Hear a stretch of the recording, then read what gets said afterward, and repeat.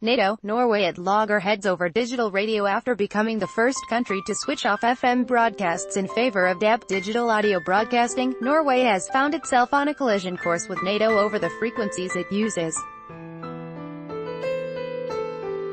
The Norwegian Supreme Commander's spokesman Per Thomas Boe confirmed that civilian DAB radio, which both civilians and military use, may be overridden by NATO, the daily newspaper Bergens Tidende reported. When Norway prepared its much-touted switch to DAB, NATO asserted that the 225 to 240 MHz frequency range was its own. Amid increasing military tensions in Europe, major drills and large data flows, NATO is ready to use its preferential right, which may lead to a direct conflict between military and civilian communication, such as national broadcaster NRK. If DAB is silenced over all or parts of the country, we have a gigantic problem, Per Mortenhoff, a former leader of interest group IKT Norge and a high-profile critic of DAB, told the daily newspaper Aftenposten.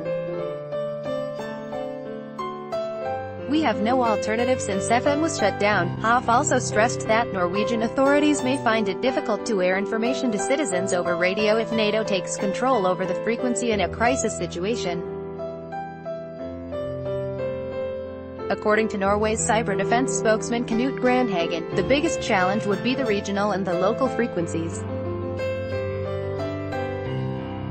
In Norway, the armed forces and civilian radio share the same DAB frequency range.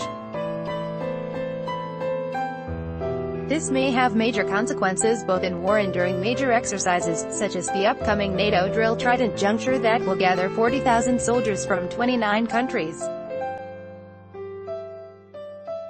Read more. Digital divide. Norway becomes world's first country to switch off FM radio. Previously, thousands of ordinary Norwegian citizens voiced their frustration over the forced transition to DAB radio, as they had to buy new receivers when the FM broadcasts were shut down.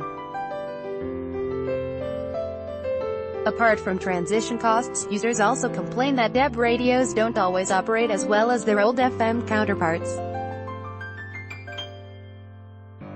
By contrast, Sweden chose to drop DAB amid warnings from the Swedish Defense and the National Audit Office that it may damage Sweden's defense capability and weaken preparedness, as authorities may have difficulty alerting people in times of crisis, particularly in the countryside.